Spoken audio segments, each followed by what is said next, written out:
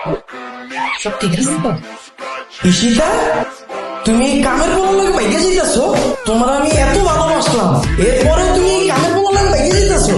দেখা ফেলছো না, সমস্যা নাই। দেখা ফেলছো তো কি হয়েছে? একদিন না একদিন তো জানতাই। আগে জেনে গেছে তো কোনো সমস্যা নাই। জানছো তো কি হয়েছে? মানে চিন্তা করো না, বেশি দূরে যাবো না। ওই যে আমাদের গ্রামের বাড়িটা আসতো না, গ্রামের বাড়িতে যেয়ে থাকবো আমি। গ্রামে উঠবা মানে? ওমা, তুমি বাংলা বুঝো না? বুঝি। তাহলে আমি তো বাংলাই বলতেছি। এর লিগে কি তুমি কামের পোলা লাগে একই ছাদের তলে থাকবা নাকি? থাকবো। আমি তো মনে মনে কুদ্দুসকে স্বামী হিসাবে মাইনা এনেছি, আর কুদ্দুস আমার মনে মনে বউ হিসাবে মাইনা নিচ্ছে। তুমি কোনো চিন্তা করো না, এখান থেকে যাওয়ার পর আমরা দুজন বিয়ে করে ফেলবো, আর বিয়ে করে একসাথে সংসার করবো। কুদ্দুসের বাচ্চা, আমার শুরু থেকেই সন্দেহ হইতাছিল তোর নজর আমার বউয়ের উপরে পড়ছে। খাইয়ে দিলি না আমার নিষ্পাপ বউটারে। খারাপ খালচা নাচুর ম্যাগি নুডলসের পোলা। আর খবরদার, তুমি ওকে কিছু বলবা না। ও আমাকে অনেক হেল্প করছে, অনেক সঙ্গ দিচ্ছে। তোমার যদি কিছু বলা থাকে না, তুমি আমাকে বলো। তুমি এসব পাগলামি বাদ দাও, তুমি এসব ব্যাগ ট্যাগ ফালাও। আর কুদ্দুস ভাই তোর হাতে ধরছি, পায়ে ধরছি, তুই এনতে যা। চলো আমরা মুভি দেখতে যাবো, এই ব্যাগ ট্যাগ ফালাও। কি বললো? মুভি দেখতে যাবো? স্বামীর দায়িত্ব পালন করতে আসছো? শোনো, এতদিন পরে না তোমার স্বামীর দায়িত্ব পালন করার দরকার নেই। তুমি তো কোনোদিন স্বামীর দায়িত্ব পালন করো নাই। স্বামীর দায়িত্ব পালন করতে কুদ্দুসকে আমি স্বামী মনে করি, আর আমি কুদ্দুসের সাথে থাকবো। স্বামীর দায়িত্ব মানে?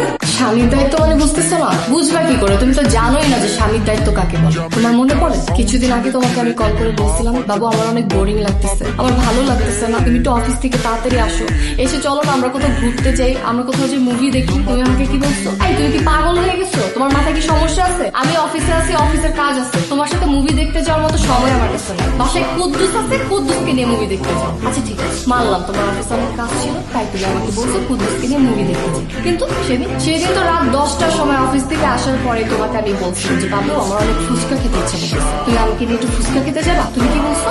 যে বাবু সারাদিন আমি অফিস করছি, আমার শরীর অনেক টায়ার্ড, আমি ফ্রেন্ড সার্কেলের সাথে হ্যাং আউট করে আসছি, তোমার সাথে এখন ফুচকা খেতে যেতে পারবো না। তুমি একটা কাজ করো, তুমি একা না গিয়ে তুমি কুদ্দুসকে নিয়ে যাও। তাহলে কুদ্দুসের সাথে আমি ফুচকা খেতেও গেলাম। আচ্ছা বাদ দিলাম তোমার শরীর অনেক টায়ার্ড ছিল, এই জন্য তুমি আমার সাথে যাও। কিন্তু যখন আমি দিনের পর দিন অসুস্থ ছিলাম, আমি বাসায় একা একা ছিলাম, তোমাকে আমি কতবার বলছি আমাকে একটু সময় দাও, একটা দিন তুমি অফিস মিস দাও, অফিসে যাওয়ার দরকার নেই, আমার তোমাকে অনেক দরকার। তখন তুমি কি বলছো? আরে তোমার সাথে আমার কেন থাকতে হবে? বাসা তো কুদ্দুসকে আমি বলে দিচ্ছি তোমাকে ওষুধ খাইয়ে দিবে, তোমার টেক কেয়ার করবে।